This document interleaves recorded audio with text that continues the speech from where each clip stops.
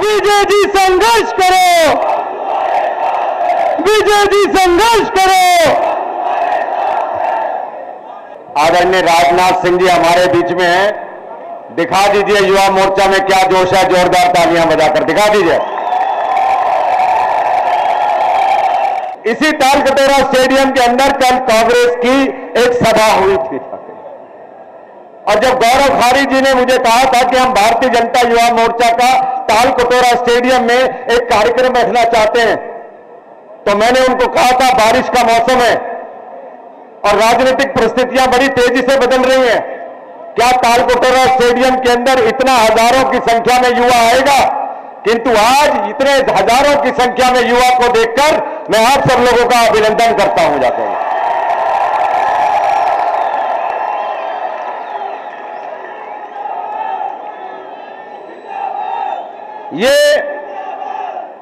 ये जो तरुणाई यहां पर नजर आ रही है, ये आगे आने वाले समय का संकेत दे रही है। राजनीतिक परिस्थितियां बड़ी तेजी से बदल रही हैं।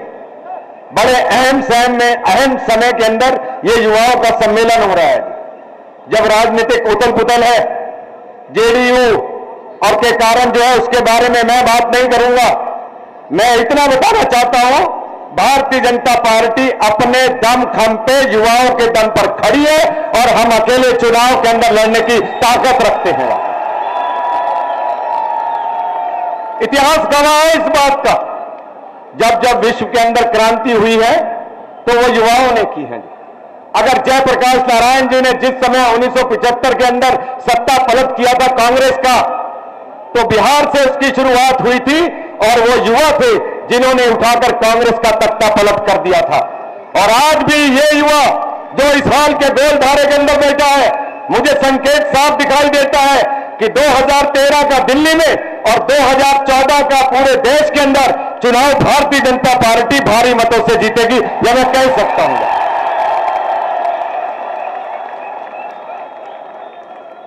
सरकार युवाओं की चिंता नहीं कर रही, सरकार युवाओं के बारे में कुछ कर नहीं, सरकार युवाओं की उपेक्षा कर रही है। वो उनकी अपेक्षाओं पे खरा नहीं उतर रही है।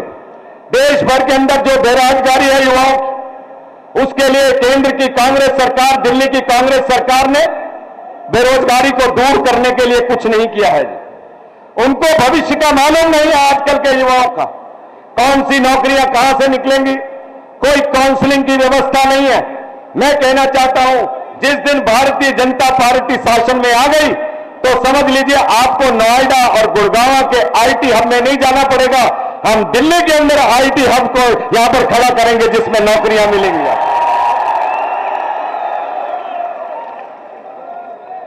युवा पूछता है आज मेरा कल भविष्य क्या है। अगर आप कॉलेज के अंदर चले जाइए तो 1,80,000 लोगों ने इस बार सीबीएसई से दिल्ली की परीक्षा दी है और दिल्ली विश्वविद्यालय में एक नया कॉलेज नहीं खुला, एक नई यूनिवर्सिटी नहीं खुली। 54,000 सीटें दिल्ली के अंदर सिर्फ है, उसमें से 27,000 सीटें हमारे ओबीसी भाई के लिए हैं। जनरल सीटें 27,000 बचती हैं। उन 27,000 सीटों में से भी जो दिल्ली से बाहर के लोग हैं, आधे से ज्यादा लोग वो सीट ले जाते हैं। दिल्ली के अंदर जो हरियाणा का, जो यूपी का, जो बिहार का, जो मध्य प्रदेश का, छत्तीसगढ़ के आदमी यहां कर आकर बसे हैं, उनके बच्चों के लिए भी दिल्ली विश्वविद्यालय में दाखिला नहीं है। जिस दिन दिल्ली में बीजेपी का राज आएगा, 15 और नए कॉलेज खोले जाएंगे, ये मैं आप लोगों को कहना चाहता हूं जाकर।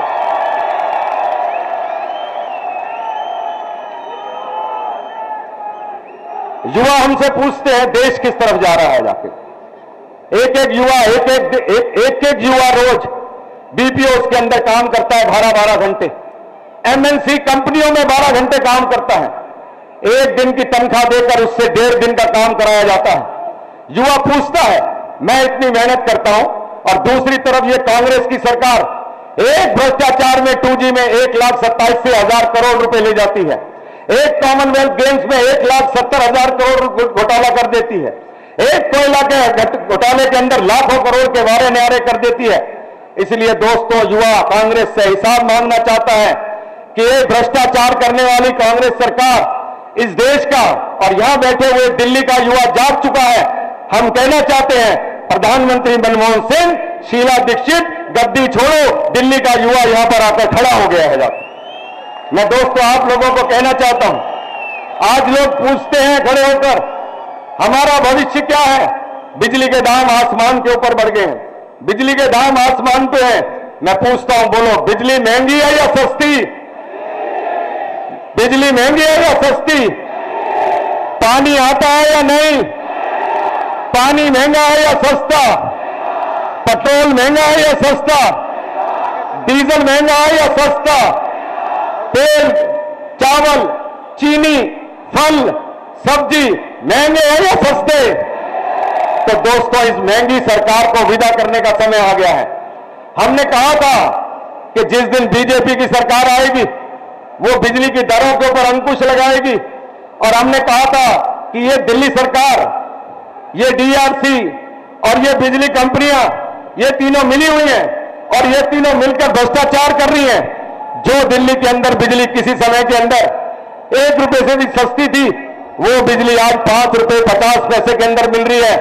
हमने घोषणा की है, हमारे पास फॉर्मूला है कि किस तरीके से दिल्ली में बिजली के दाम कम हो सकते हैं, और मैं आप लोगों को साक्षी बनाकर यह घोषणा करना चाहता हूं, जिस दिन दिल्ली में बीजेपी का राज आ जाएगा उस दिन बिजली के दाम 30% कम हो जाएंगे, समझ लीजिए।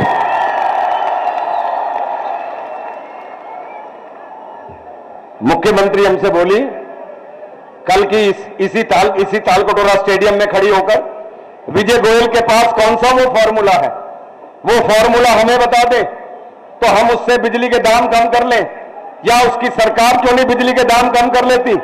मैं मुख्यमंत्री को बताना चाहता हूं कि ये दिल्ली के युवा खड़े हैं यहां पर, दिल्ली के अंदर पिछले 2 साल के अंदर 59% दाम बढ़ गए, किंतु गुजरात के अंदर सिर्फ 6% दाम बढ़े हैं। 6% दाम 2 साल के अंदर, और हमारे यहां 59% दाम बढ़े हैं।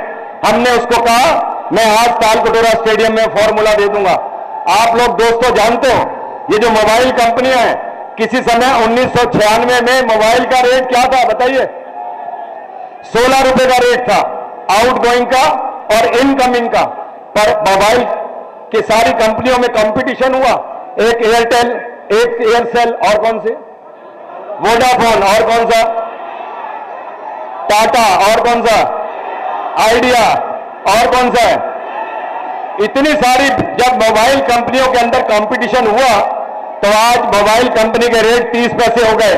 तो शीला दीक्षित हमारा फॉर्मूला है, जितनी बिजली कंपनियां हैं इनमें कंपटीशन करा दो।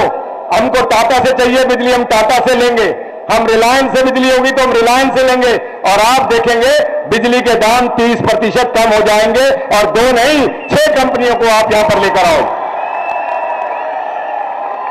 जब ये कंपनी आई थी तो कहा था कि बिजली की दरों को सस्ता किया जाएगा और 24 घंटे बिजली दी जाएगी, किंतु 24 घंटे बिजली नहीं आ रही, बिजली सस्ती नहीं हो रही, क्योंकि उस समय यह तय हुआ था कि 4500 मेगावाट का बिजली का उत्पादन दिल्ली में होगा। हमारा दूसरा फॉर्मूला है, जिस दिन बीजेपी आएगी उस दिन बिजली का उत्पादन हम यही करेंगे।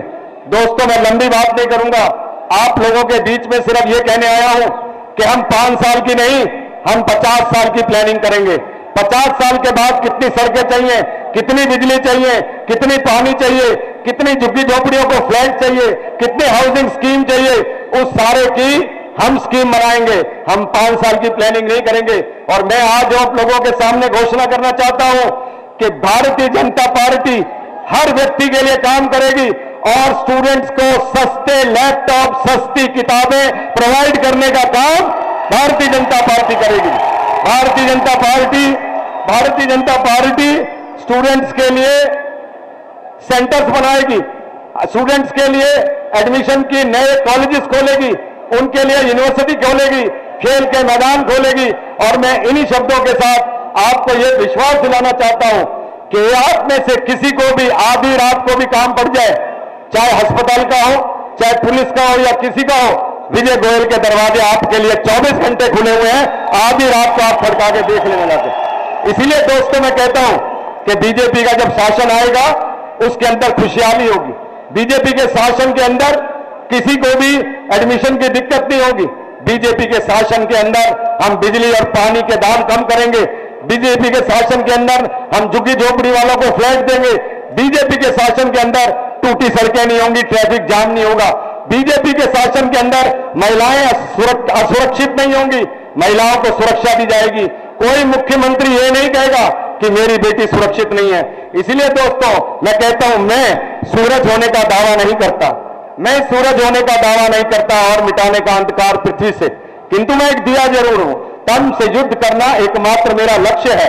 हवाएं दुखों की और अंदर तकलीफों की मेरी लौ को डिगा तो सकती है, लेकिन बुझा नहीं सकती। लौ को डिगा तो सकती है, बुझा नहीं सकती।